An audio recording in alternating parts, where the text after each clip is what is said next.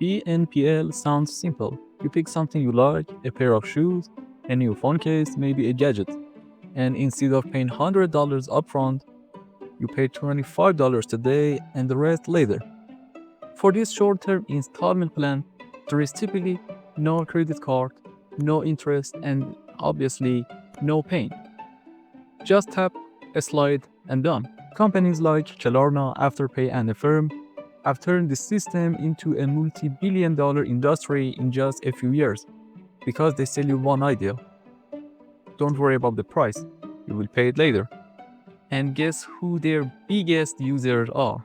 Gen Z and Millennials.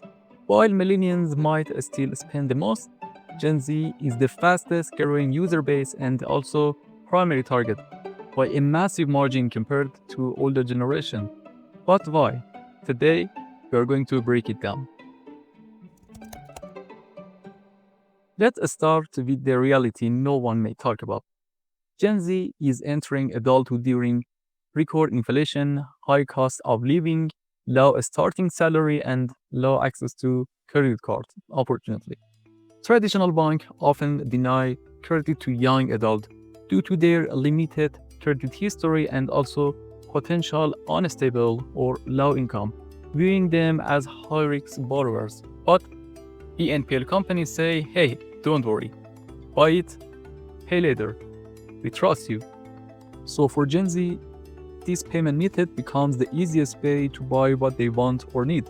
And nowadays, everything can be bought through this way, from the fast food to even concert ticket. But this is only the beginning.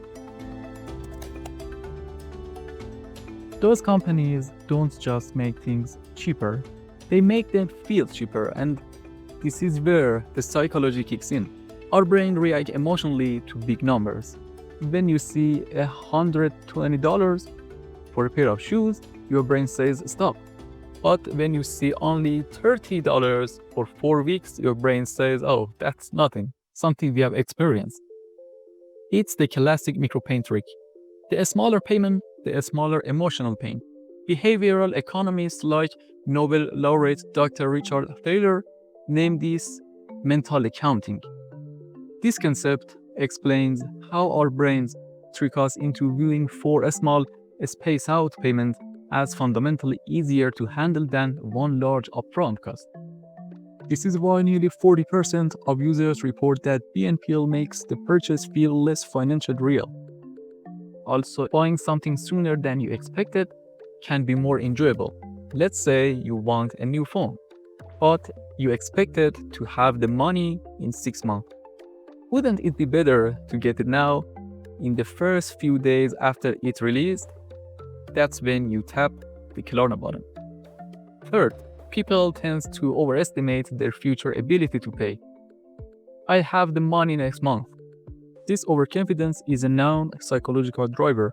The studies showed overconfident individuals were 11 percentage points more likely to take on multiple BNPL commitments at a time. The companies behind these payment plans exploit UX design tricks to make every purchase feel light. Bright colors, smooth animations, also instant approval. Everything feels like a game. You tap, you slide, you get a dopamine hit. But there is another reason pay later companies exploded. Social media, especially TikTok. Every day, thousands of haul videos pop up. I bought all of these with Klarna. I only paid $4 today. Influencers also normalize it. Our friends do it. Everyone online buys things instantly. Therefore, when we want something, we should have it now. Because for us, paying the full amount with the money we have on hand is just an option when we have the choice to pay it later. And this is where everything starts to fall apart. Because when payments are tiny and approval is instant, it don't feel like we are going into debt. But we are.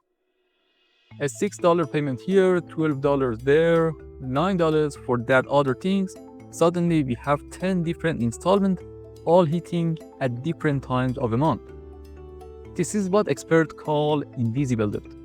Debt that doesn't feel like debt. The studies shows that 1 in 5 BNPL users end up failing behind on payment, triggering late fees, interest spike, and even debt collection. And because companies often does not consistently report to credit agencies the way traditional credit cards do, the debt can sometimes stay invisible. Economists call it shadow debt. You don't see it, your bank doesn't see it, and sometimes we even forget it exists. The studies by the Consumer Financial Protection Bureau show that approximately two-thirds of users had multiple BNPL loans active at once, and one-third were juggling accounts from multiple different providers. This intense loan stacking creates complexity, raising the risk of invisible debt. Let me give you an example. A student buys a few small things: $20 for makeup, $35 for headphones, $50 for clothes, and $18 for some accessory. Weekly payments, just a few dollars each. But after a while, she realized she owes over $1,000, and late fees are stacking. What concerns me is that there is no real protection for people when their payments are stacking up and getting out of control. Not able to say the story is not rare, it's happening everywhere. And remember the symmetrical risk. Paying on time rarely builds your credit, but missing a payment almost certainly results in a severe damaging report. Here's the truth. BNPL is not evil. For some people, it's helpful. It allows low-income buyers to space out payment. It gives young people access to stuff they couldn't buy otherwise. But the problem is combination of economic pressure, social media pressure, addictive design, and consumerism culture.